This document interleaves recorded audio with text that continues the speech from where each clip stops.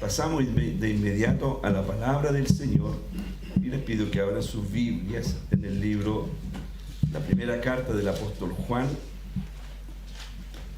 en el capítulo 1.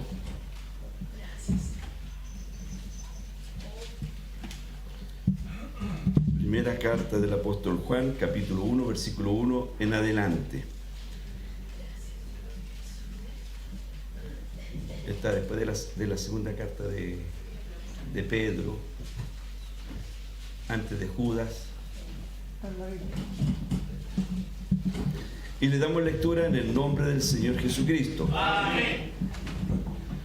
Lo que era desde el principio, lo que hemos oído, lo que hemos visto con nuestros ojos, lo que hemos contemplado y palparon nuestras manos tocante al verbo de vida, porque la vida fue manifestada y la hemos visto y testificamos y anunciamos la vida eterna, la cual estaba con el Padre y se nos manifestó. Lo que hemos visto y oído, eso os anunciamos, para que también vosotros tengáis comunión con nosotros, y nuestra comunión verdaderamente es con el Padre y con su Hijo Jesucristo. Estas cosas os escribimos para que vuestro gozo sea cumplido. Este es el mensaje que hemos oído de Él y os anunciamos: Dios es luz y no hay ningunas tinieblas en Él. Si decimos que tenemos comunión con Él y andamos en tinieblas, mentimos y no practicamos la verdad. Pero si andamos en luz como Él está en luz, tenemos comunión unos con otros, y la sangre de Jesucristo, su Hijo, nos limpia de todo pecado. Si decimos que no tenemos pecado, nos engañamos a nosotros mismos y la verdad no está en nosotros. Si confesamos nuestros pecados, Él es fiel y justo para perdonar nuestros pecados y limpiarnos de toda maldad. Si decimos que no hemos pecado, le hacemos a Él mentiroso y su palabra no está en nosotros. Amén. Padre, te doy gracias en esta hora por tu amor, por tu bondad y misericordia. Tú eres bueno, Señor. Pido que me des sabiduría, Señor, el entendimiento, Señor, la gracia y el poder para hablar de esta palabra. Renueva mi fuerza, Señor. Llévate mis preocupaciones en esta hora. Llévate, Señor, todo aquello, Dios mío, que impida, Dios del cielo, que tu palabra corra y ésta sea glorificada. Imploro de tu bendición a través de Cristo el Señor. Amén y amén. Y la gloria es para el Señor. Gloria a Dios, gloria a Dios, gloria a Dios para siempre. Esta palabra lleva por título: Andad en la luz. Amén. Esta carta fue escrita. Uno cuando lee así la carta, lo primero que uno se pregunta: ¿por qué la escribió? ¿Por qué esta carta en esa dirección? Cuando usted, antiguamente existían las cartas, cuando no existían los correos electrónicos, usted enviaba una carta por correo de Chile y decía: hola, ¿cómo estás? Espero que te encuentres bien, te comento tal cosa. Pero usted respondió una carta en base a alguna situación. Entonces uno comienza a ver esta carta, ¿por qué fue escrita? ¿Qué fue lo que pasó? ¿O qué es lo que estaba pasando? Que el apóstol se toma el tiempo para dar esta directriz aquí, en este primer capítulo, estos 10 versículos que hemos leído. Hay una instrucción profunda respecto de la teología de lo que es Dios y de lo que es Cristo. Entonces, ¿por qué? ¿Qué estaba ocurriendo en ese momento que se tuvo que decir esto? ¿Ya? Entonces, lo primero que nosotros tenemos que ver, como dije, esta carta fue escrita por el apóstol apóstol Juan, ¿ya? El único que murió por muerte natural y no sacrificado como el resto. Acuérdense que fue librado también, fue echado dentro de un cajón con aceite hirviendo y resultó ileso. Él murió lleno de días, dice la Biblia, y murió de viejito nomás, ¿ya? ¿En qué contexto se escribe esta carta? En un contexto donde las herejías, como el gnosticismo, comenzaban a influir ya en las comunidades cristianas. Habían ciertas herejías, y aquí en estos primeros versículos lo que está combatiendo son herejías, y que es lo que vamos a ver en esta hora. Está combatiendo herejías, eso es. Entonces vamos a analizar algunas de ellas en esta hora. Como dije, el destinatario de esta carta era para cristianos experimentados en la fe. No era para cristianos iniciados, era para cristianos maduros, hombres que habían visto muchas cosas de Jesús o las habían sido transmitidas a través del apóstol Juan y de los otros apóstoles, pero andaban ahí al 3 y al 4. ¿Ya? Así que el Señor nos bendiga. Probablemente toda esta carta está a un pueblo cristiano, obviamente, pero no de origen judío, sino que de origen gentil. Esta carta el apóstol Juan le escribió desde Éfeso. Él estaba en Éfeso y de allá escribe esta carta. Amén. Juan escribe en esta carta, y conversamos con un compañero de curso, escribe esta carta y resalta el amor de Jesús. Y estaba en Éfeso. ¿Y qué es lo que le critica a Éfeso? Él impartiendo del amor, y en Éfeso le critica a ellos que tenían falta de amor. Amén. Ahora, ¿por qué se escribió? Voy a ir respondiendo estas preguntas que yo les he establecido ya. Para responder las amenazas sobre la iglesia, amenazas frente a las herejías, falsos profetas que surgieron dentro de la comunidad cristiana. Los anticristos, como ustedes si leen el capítulo 2, van a hablar ahí de los anticristos, negaban la humanidad y la divinidad de Cristo. La negaban. Ellos se llama, esa secta se llama docetismo. ¿Qué es lo que dice el docetismo? Que son hijos de los gnosticismos. ¿Qué dicen ellos? Que Jesús no fue en cuerpo real, que Jesús nunca fue humano, sino que ellos dicen que Jesús era un fantasma, era solo un espíritu, que Jesús nunca vino a la tierra en cuerpo.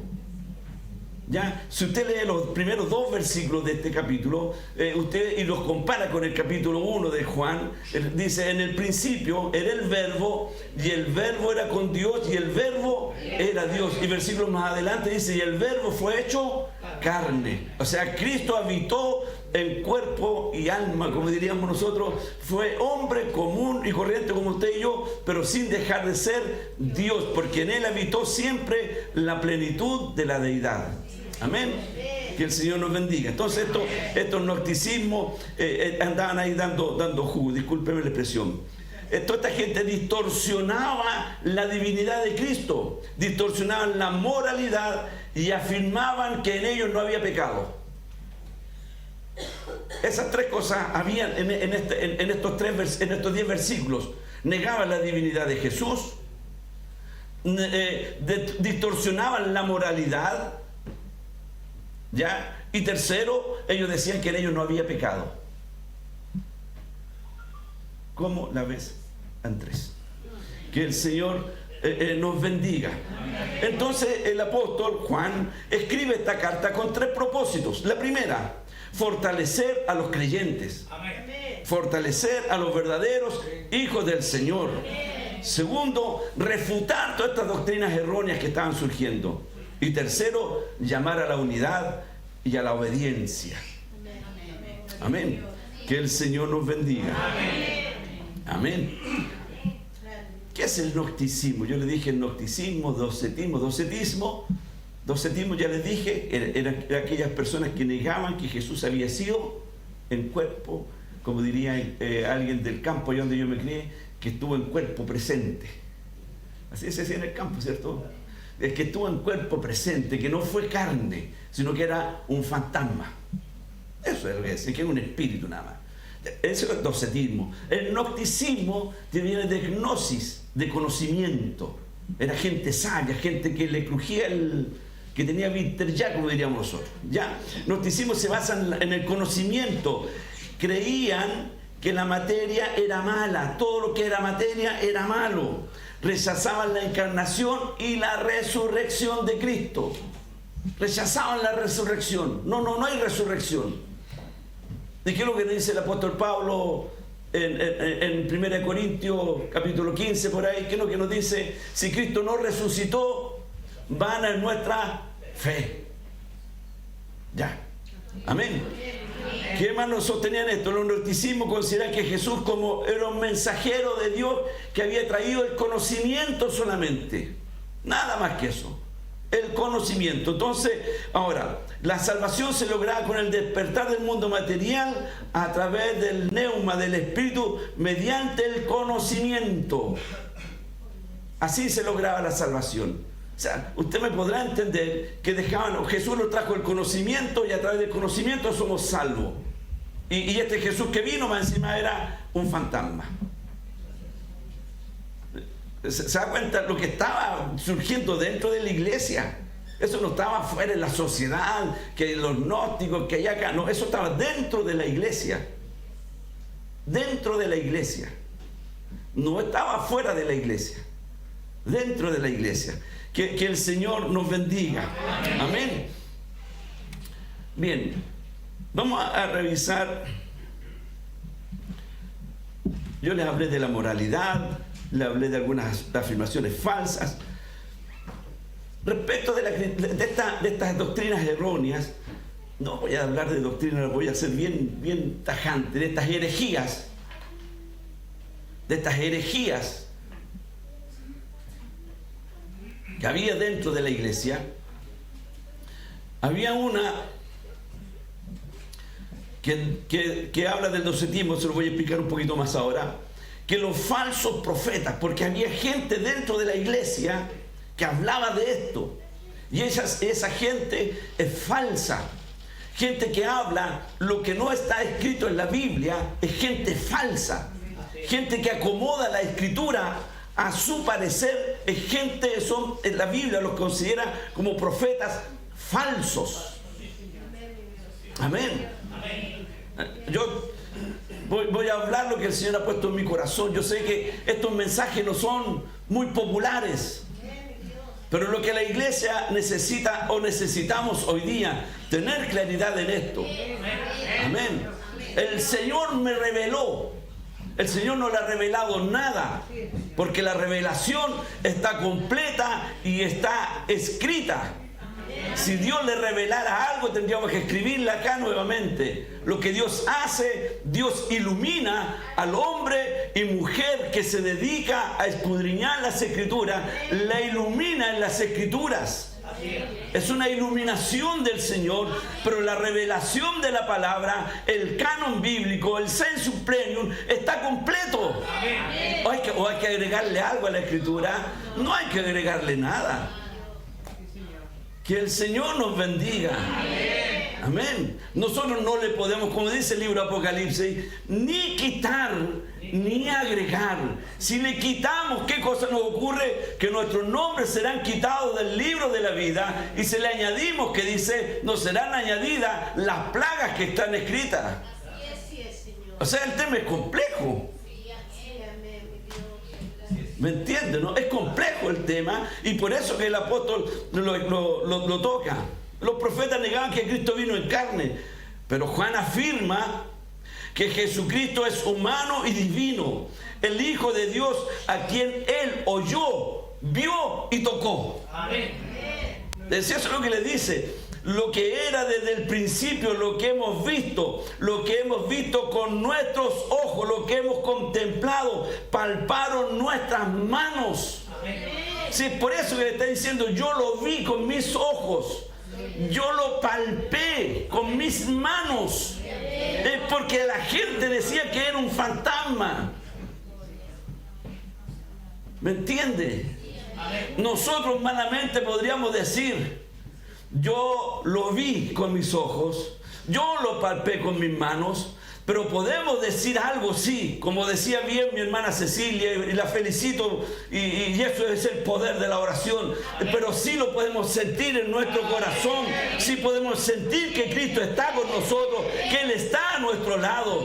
A lo mejor alguien nos podrá decir, ustedes son de estos esquizofrénicos, llámenme esquizofrénico, como dice una canción por ahí, llámenme loco, fanático, pero nadie me va a quitar lo que nosotros vivimos en el Espíritu. cuando sentimos las caricias del Señor, o cuando sentimos su presencia, o cuando Él responde nuestras oraciones. Amén. Que el Señor nos bendiga. Estos herejes cuestionaban y arreglaban la moralidad. La moralidad tiene que ver con las buenas costumbres, con la vida santa, la vida sacra. ¿Ya?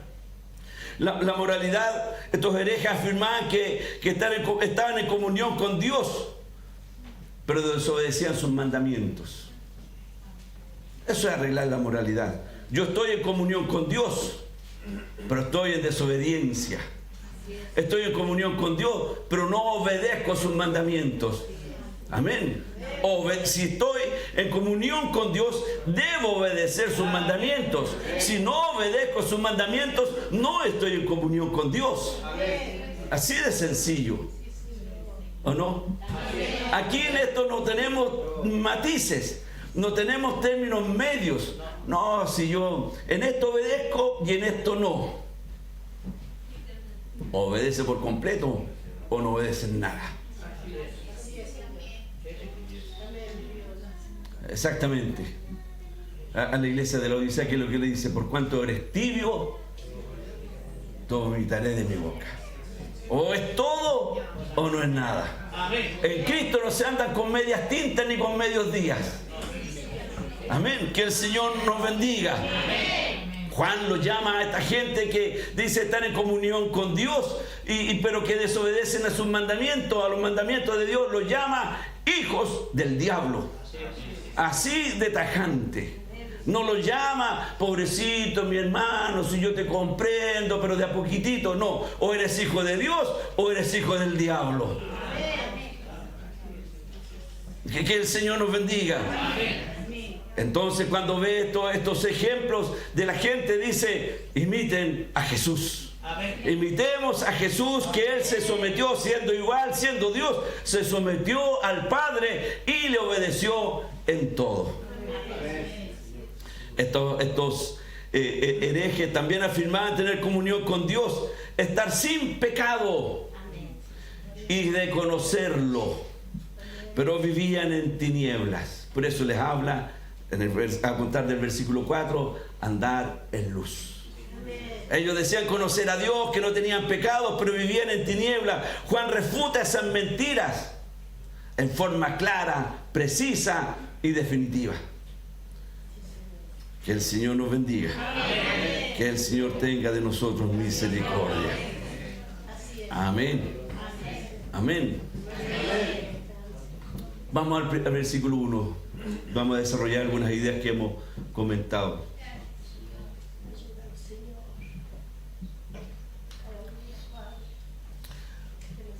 Juan escribe, dice, desde el principio, en el versículo 1, desde el principio, lo que hemos visto con nuestros ojos, lo que hemos contemplado y palparon nuestras manos tocante al verbo de vida. Juan está diciendo desde el principio de la creación, desde el principio de todas las cosas, está presente el verbo de vida. Amén. Y ahí está haciendo clara referencia a la carta del Evangelio de Juan, cuando dice en el principio, en griego es energé, en el principio. Juan ocupa estas palabras que están en el Génesis, energé, en el principio las cosas fueron así y todo fue creado por el poder de Cristo el Señor, y para Él y por Él fueron creadas todas las cosas. Nosotros no podemos decir yo he palpado a Cristo, pero palpamos que por Él, todo lo que vemos, por Él y para Él, fueron creadas las cosas. Amén. Juan es testigo presencial de todo lo que ocurrió con Jesús. Él es testigo de sus milagros. Él caminó al lado de Él. Él estuvo en la cruz, no salió arrancando como el resto. Estuvo ahí a los pies de la cruz. Él estuvo en la resurrección. Él estuvo en todo momento. Es testigo presencial. Por eso Él dice, desde el principio, lo que hemos visto, oído, palpado, tocado, referente al verbo de vida. Jesús es la vida. Jesús es el verbo en acción, trayendo vida dentro de la iglesia. Amén. La iglesia tiene que ser una iglesia viva. Porque si tiene a Cristo, Cristo es vida. El que está muerto es porque no tiene a Cristo. Un muerto, todos hemos estado en algún funeral, algún velorio, y usted ve a un muerto helado ahí sin nada, porque el soplo de vida ya no está.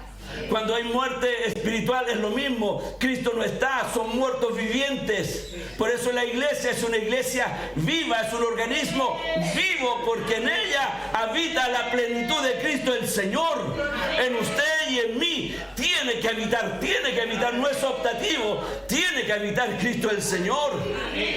Amén. Amén. Que el Señor nos bendiga. En cuanto habita Cristo, yo espero que en todos. Desde el principio la palabra de vida resume esa palabra de vida, lo que escribe Juan resume ahí el mensaje de Cristo el Señor, la naturaleza divina de Cristo, el verbo de vida. Amén. ¿Qué se manifestó desde el principio? Versículo 2 está lo que se manifestó. Porque la vida fue manifestada y la hemos visto y testificamos y os anunciamos la vida eterna, la cual estaba con el Padre y se nos manifestó. ¿Qué fue lo que se manifestó entonces a través de Cristo? La vida eterna. La vida eterna solamente se manifiesta a través de Cristo el Señor. Amén.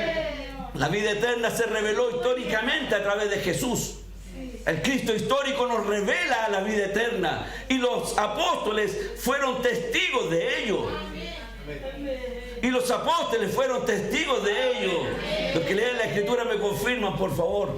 Los apóstoles fueron testigos de todo esto que vivió Jesús el Señor. Amén. Y nosotros hoy día somos testigos no porque hayamos visto, sino porque hemos creído en nuestro corazón que Jesucristo es el Señor y que solamente de Él proviene vida eterna. Amén. Que el Señor nos bendiga. Jesucristo es la resurrección y la vida. Amén.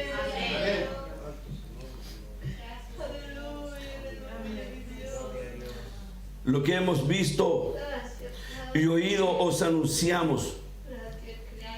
¿Para qué? Para que también vosotros, ahí le está hablando a la iglesia, para que también vosotros tengáis comunión. Tengáis comunión con nosotros y nuestra comunión verdaderamente esté con el Padre y con su Hijo Jesucristo. Es decir, la comunión de la iglesia, no solamente yo estoy en comunión con Dios, no me interesa el hermano que está al lado. No, si usted está en comunión con Dios, tiene que estar en comunión con el hermano. Si está en desunión con el hermano, está en desunión con Cristo. Que el Señor nos bendiga.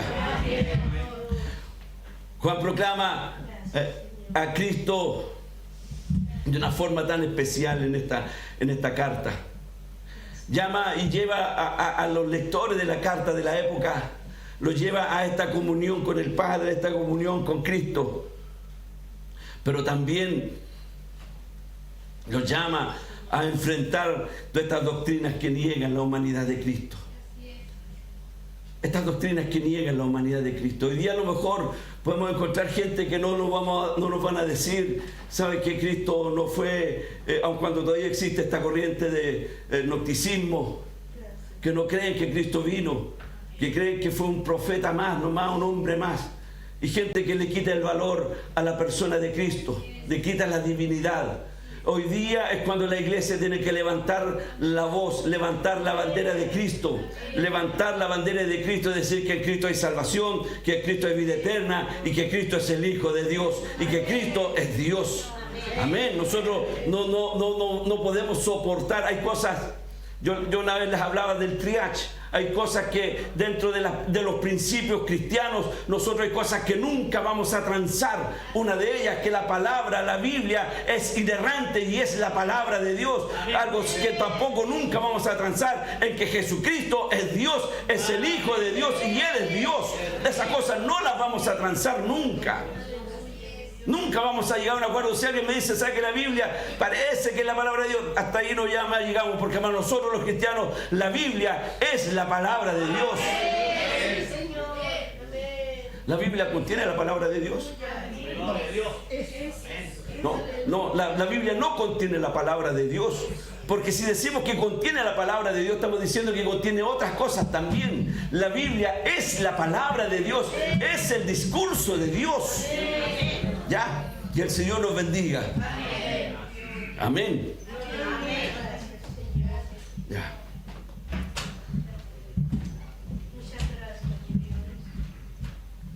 Dios es luz. Dios es luz. La comunión con Dios requiere vivir en obediencia y vivir en verdad. De aquí en adelante nos habla de vivir en la obediencia y vivir en la verdad. Amén. Cuando dijimos que refuta a aquellos que dicen andar en la luz, pero no obedecían los mandamientos. Dice que viven en la luz, pero viven en el pecado. Para andar en la luz implica vivir en santidad y amor. Estoy buscando una definición que escribí, pero acá la tengo. Ya vamos a llegar ahí entonces.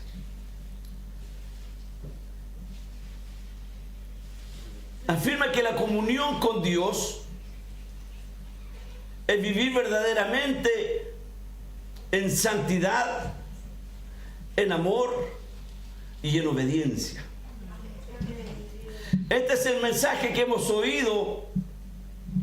Voy a leer estos 5 versículos. Y os anunciamos: Dios es luz y no hay ninguna tinieblas en Él.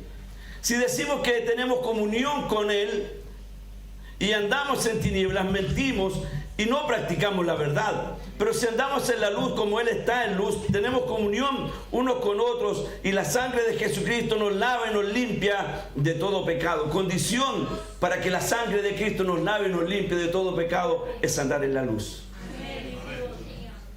Una condición.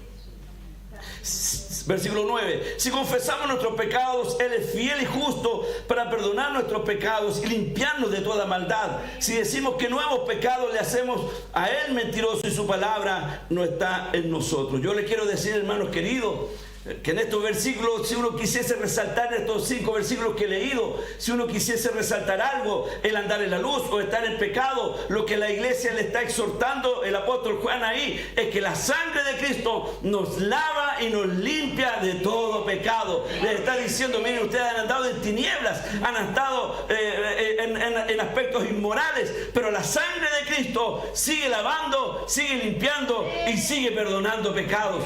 Y ese mensaje sigue vigente hoy día para la iglesia. Hoy día para la iglesia.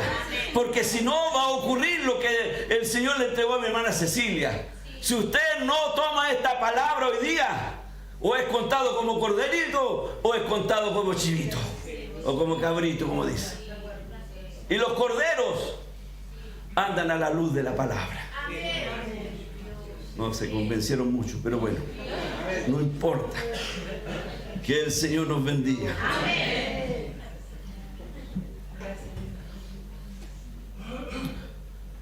O se está en tinieblas o se está en la luz. ¿Sabe cuál es el problema de las tinieblas, de la oscuridad? Que las personas se acostumbran a andar en las tinieblas. Hace años atrás yo prediqué un mensaje y les dije: hagan este ejercicio en la casa. Apaguen todas las luces. Y al ratito van a empezar a ver. No claramente, pero van a empezar a distinguir. En el campo, allá donde yo me crié, ya no había luz eléctrica. Y usábamos chonchones. Y cuando se terminaba la parafina, hasta ahí llegábamos nomás. Y en la noche todos sabíamos dónde estaban las cosas. oscurito y sabíamos dónde estaban las cosas. Y en el invierno, ni una de estas pajaritos, ¿cómo se llaman? Ni una luciérnaga que aparecía como para iluminar un poquito. O andamos en luz o andamos en las tinieblas. La verdadera comunión implica compartir la luz de Dios. Estar en comunión implica andar en la luz, donde no hay lugar para la oscuridad. Cuando se está en luz, usted no dice, no, aquí. No, en la luz no hay lugar para la oscuridad. En medio de la noche usted enciende una linterna y en el lugar que va el haz de luz de la linterna no hay lugar para la oscuridad. Sin embargo, donde está la oscuridad tampoco hay lugar para la luz. Que el Señor nos bendiga y tenga de nosotros misericordia. Las tinieblas representan el caos de la vida sin Dios. El que está en tinieblas está en caos. Todo le resulta mal. De tumbo o de tumbo en tumbo, ¿cómo es la palabra? Pero ahí, de tumbo en tumbo. La inmoralidad de la vida sin Cristo. Todo resulta para mal. Voy a leer Romanos capítulo 13, si no me equivoco.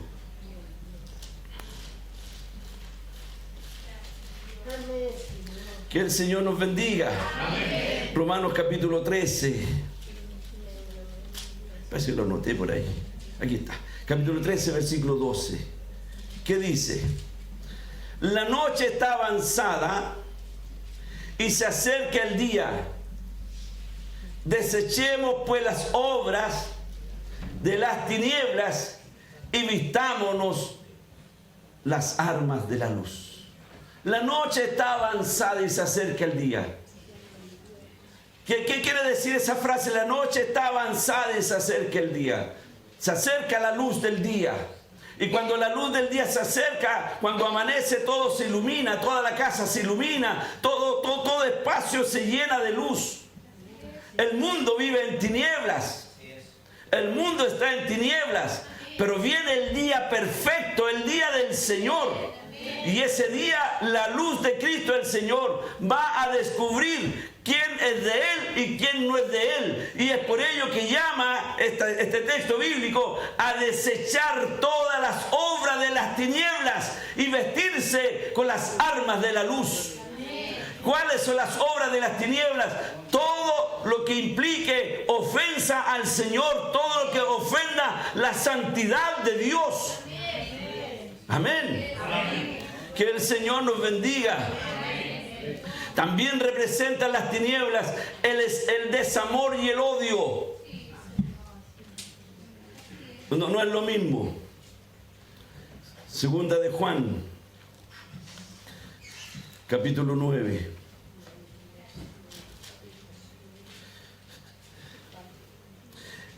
El que dice que está en luz y aborrece a su hermano está todavía en tinieblas. ¿Me escuchó? El que dice estar en luz y aborrece a su... No, este hermano yo lo mastico pero no lo trago. Con este hermano hasta ahí nomás. Y fíjate que el hermano, ese hermano está en tinieblas. Y dijimos que la gente se acostumbra a andar en tinieblas, andar en la oscuridad. El que miente, hasta las mentiras se las va a creer él mismo, porque se acostumbró a la mentira. ¿Me va entendiendo, cierto? Perdí hasta el hilo donde iba. Representa el desamor. Estaba leyendo segunda de Juan. El que dice estar en luz y aborrece a su hermano está todavía en tinieblas. El que ama a su hermano permanece en luz y en él no hay tropiezo. O sea, el que ama a su hermano es el que está en la luz. Así que si usted hoy día anda con uno medio atragantado ahí, vaya a arreglarse con él, porque si no sigue en tinieblas. No, y se lo digo de verdad. Se lo digo de verdad. Si anda con uno atravesado ahí que no lo pasa, arréglese con él, porque si no su vida seguirá en tinieblas. Que el Señor nos bendiga.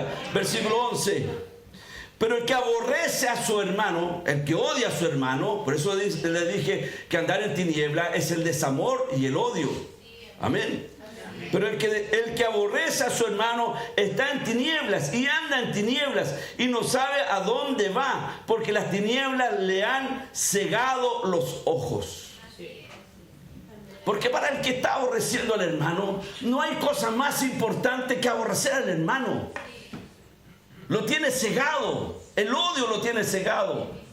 El aborrecer a su hermano lo tiene cegado, no lo deja ver la luz del Señor. Que el Señor tenga de nosotros misericordia en esto. Andar en la luz es algo, por eso el apóstol llama a la comunión con nosotros mismos, llama a la comunión y a la obediencia. Porque por eso llama a la comunión, porque no podemos estar nosotros enemistados, no podemos estar nosotros amando al Señor, diciendo que amamos al Señor y aborreciendo a otro. No podemos. Por eso llama a la comunión entre los hermanos, para poder estar en comunión con el Padre y en comunión con Cristo el Señor. Amén. Que el Señor nos bendiga. Llama a la comunión. Ahora, versículo 9 dice, si confesamos nuestros pecados, si confesamos. Y aquí no se trata que yo mañana a las 9 de la mañana me voy a instalar por aquí, vamos a instalar un biombo y los hermanos me van a venir a confesar sus pecados. Y yo después los voy a contar a los otros hermanos. No se trata de eso. No se trata de eso. Si confesamos nuestros pecados, ¿a quién le debemos de confesar nuestros pecados? Al pastor, muy bien dicho. No, al Señor. Yo les puedo decir, si el hermano me dice, hermano, yo soy un mentiroso empedernido, yo lo único que le voy a decir, hermano, deje de pecar, pues no le voy a decir, la paz del Señor, tus pecados te suplican. No voy a poder perdonar. Si mintió diciendo algo mal mío, ahí le voy a decir, hermano, te perdono, pero pídele perdón al Señor también, porque también han mentido en otras cosas. Amén.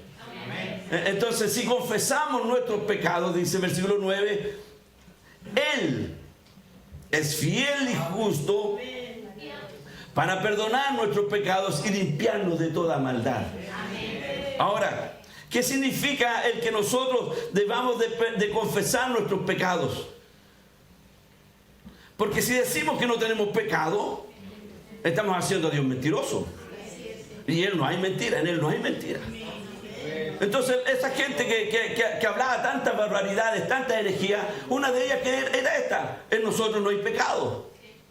Así que si aquí alguno de nosotros trata de presentarse frente al resto como inmaculado, como alguien sin mancha, sin arruga, como la perfección andante, está haciendo a Dios mentiroso. Porque en nuestra existencia, en nuestro andar, hay faltas y hay pecado. Pero el Señor en esta hora nos está haciendo un llamado a revisar nuestra vida, a revisar nuestro corazón, a ver cómo estamos andando delante del Señor. Si estamos caminando en tinieblas o estamos caminando en luz. Se nos ha predicado el Evangelio. ¿Cuántos años lleva la iglesia acá? Ayer conversamos con Edith, me decía, la iglesia en Muchén está cumpliendo 118 años. Me decía, ¿cómo tanto? Eso es lo que lleva, pues. Entonces, se ha predicado, voy a hablar de la misión nuestra, 118 años en nuestro país. Que Cristo es amor, que Cristo perdona, pero todavía tenemos que seguir predicando lo mismo. Estamos más que predicados, como dijo alguien. Pero en esta mañana o tarde ya 8 minutos tarde, el Señor nos llama a que nos examinemos para que podamos andar en luz y no en tinieblas. Y si confesamos, es decir, si yo encuentro en mi vida que algo no está bien, no debo de perseverar en aquello. El Señor está dando esta oportunidad en esta mañana para confesar esos pecados delante del Señor. Confesar lo que a Él le agravia. Confesar lo que a Él no le agrada. Y Él es fiel y justo, dice, para perdonar nuestros pecados. Y como dije delante, si hay que sacar una frase ahí como eslogan, y la sangre de Jesucristo nos lava y nos limpia de toda maldad. Amén. Que el Señor nos bendiga. Confesión. Confesar.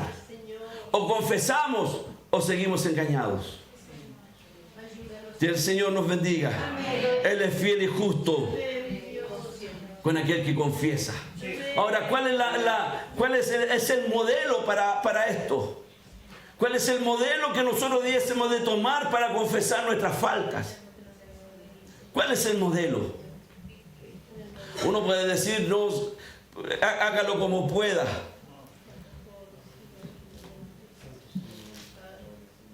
Ten piedad de mí, oh Dios, conforme a tu misericordia.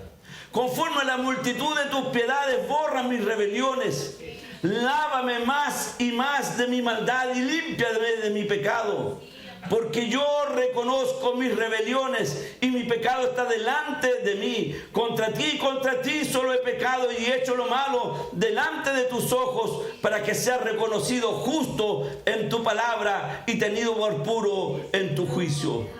Voy a avanzar más adelante, versículo 17, Salmo 51. Los sacrificios de Dios son el espíritu quebrantado.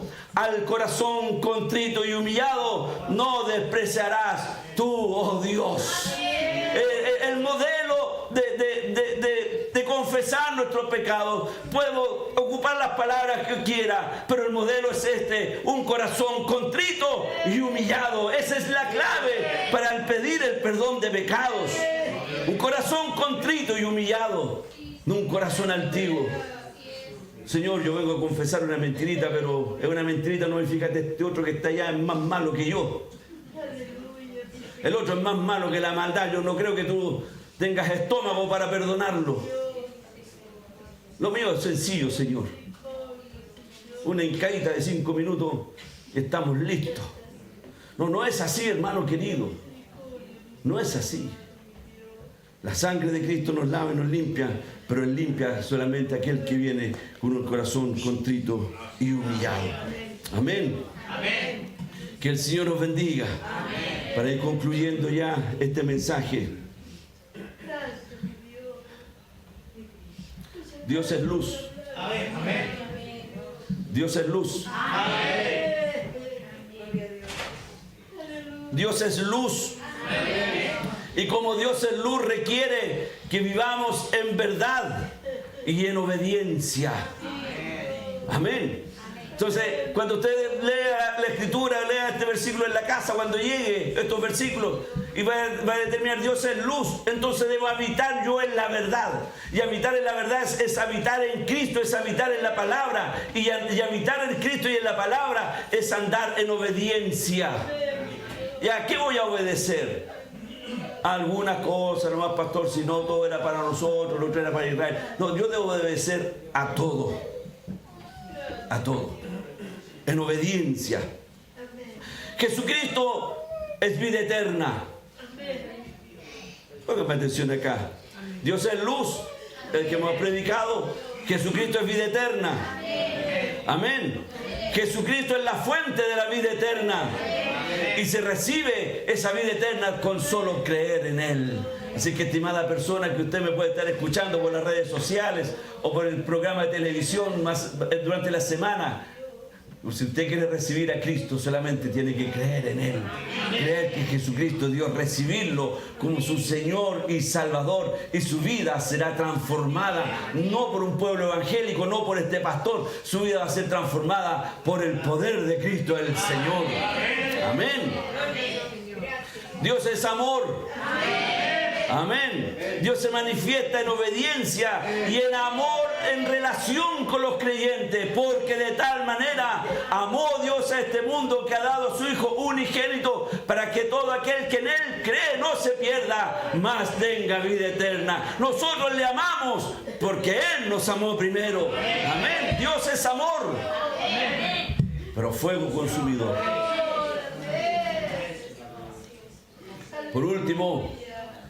Cristo es humano y Cristo también es divino. Amén. Cristo fue hecho hombre, pero 100% Dios. Fue tentado en todo, como dice el escritor del libro de los Hebreos, conforme a su naturaleza humana. Fue tentado en todo, pero sin pecado. Amén. Fue y es el Hijo de Dios encarnado, y en Él habitó la plenitud de la deidad.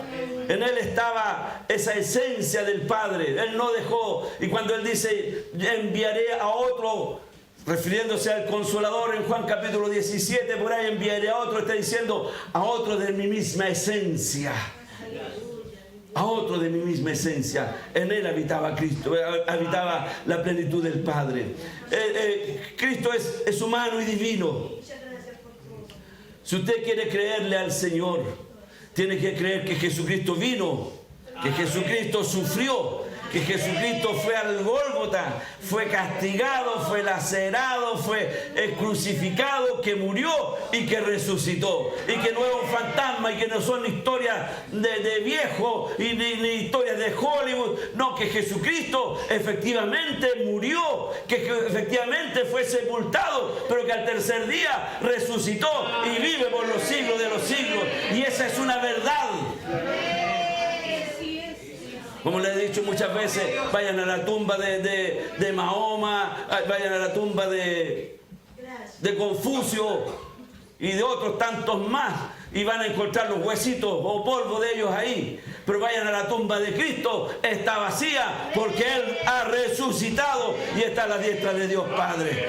Amén. ¿Cómo expresamos todo esto, hermanos queridos? Este reconocimiento que Cristo fue encarnado hombre, crucificado, muerto y resucitado.